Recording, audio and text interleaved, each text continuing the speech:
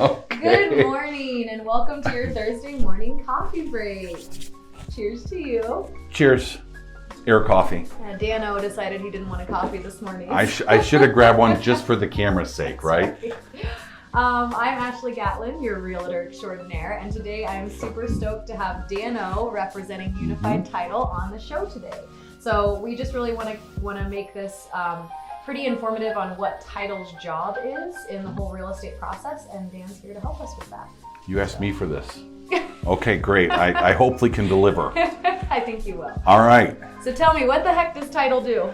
That's not what she has on her prompter. Just so you know, there's a different word in there instead of heck. So we'll start off with what the heck does title do. So I think one of the things that people don't understand about title is that our most important job is to actually make sure that everything is recorded properly at the county level. Once everything is all done, that is actually our most important job. Okay. Now I know most real estate agents probably think getting their check or making sure that everything closes smoothly, right? That everything's accurately recorded, yada, yada, yada, so there's no mistakes. They probably think that that's our most important job, but it actually is in the recording process to make sure that everything is taken care of, so future research that's done on the property is true and accurate. Awesome. Okay. Yeah. During title searches, that kind of stuff. So title, in essence, for those of you that either closed on a house or sold your house, whatever, you end up going to, in many cases, go to a title company like Unified Title, which is where I work. You go into this closing room, and sometimes you're accompanied by your real estate agent or your lender and or both. And you go through the whole process of signing a bunch of documents, and you go away with writer's cramp because you're going through so many different, especially if you've got a loan package involved with it. But it's pretty interesting. A lot of the work that goes in ahead of time through that whole process is pretty substantial. And a lot of times people don't realize all the work that goes in ahead of time to make sure that the numbers are accurate, to make sure that the communication is right, to make sure that everything is balanced out when it comes to your settlement statement and what have you. So there's a lot of things that go into the whole process. The title insurance part of things, it's kind of interesting, and this is what I found very unique and uniquely qualifying to be something different for me to indulge in when it came to sales, is the fact that I'm actually selling insurance that insures the past, which is everything else, which insures the future. Yes. So, and I think that's probably the best definition that I've heard is title's job is to insure the past. Yep. So that by the time you are purchasing the property, you know that you are purchasing it clear of any potential liens or judgments on it that could directly transfer to you in the purchase. Yeah, I mean, not just liens, but just make sure everything is proper. I mean, everything is in the right ownership.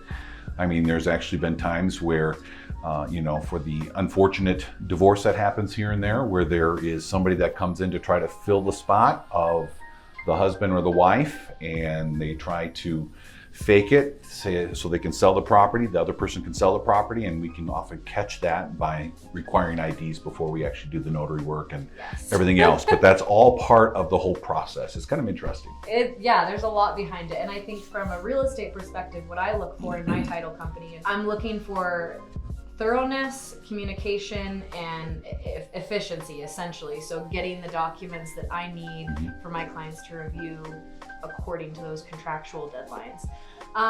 If we don't do those things, she calls me. It's all good. So essentially, when you have those fees, when you get to the closing table, you'll have fees associated with your lender as a buyer, you'll have fees associated with title. So those fees associated with title are directly related to you guys insuring the past. Is that correct? Yes. So there's a couple different parts of it. I mean, there's the two major ones. We'll make it really easy because there's owner's extended coverage. Yeah. There's all sorts of different things that can add to the cost associated with the closing of a piece of property. I'll keep it down to two sections. One of them is your title insurance, and that cost is dependent on the value of the property or what we are insuring itself. Okay. So the total property itself, that is dependent on the total cost. So that's that part. And then there's the escrow fee part. Okay. And we've made it really easy. We put it into what's called a bundle, and that covers some of the different, like the scrivener fees and some of the other things associated with preparing the documents. But I think it's like $320 for a bundled rate. And that covers, of course, the closing costs and what have you associated with preparing the documents, the packet, etc. Okay, so is there any, I think that was awesome. Okay. Is there anything else associated with title that you think is important for the consumer to understand? We talked about liens. I think you wanted me to just talk, I think, a little bit on some of the different types of liens that could affect the closing of a property. So for those of you that maybe bought or sold a house, this is old hat for you. You probably understand this already, but there's a couple different ones, and I've got my computer up here to make sure I don't miss any, but I've got the HOA lien. Gotta love your HOAs. Love them or hate them. So they're there for a reason. Maybe the seller hadn't paid some of their HOA dues, and that needs to be clarified when you go to buy it. Otherwise, those can transfer to you as the buyer. Yeah. The most popular one that everybody knows about is a mechanics lien. Yes. Right? You put on a deck or something like that, and you forget to pay the guy or the gal. There's a tax lien. Don't want to do that. Tax day's coming up here shortly. Judgment, and then a city lien. City liens can be kind of complicated and kind of interesting, so make sure you're in her ear or your lender's ear or whomever to make sure that stuff gets cleared up before you get started. So cool. Yeah. Well, I think that was the quick and dirty. Thank you guys so much for joining us. We appreciate you. If you would like to subscribe, you can get the YouTube link below. You can also direct message me or Dano or Sean on Facebook if you guys have any further questions. So thank you so much. Would love it. Thank you. Cheers.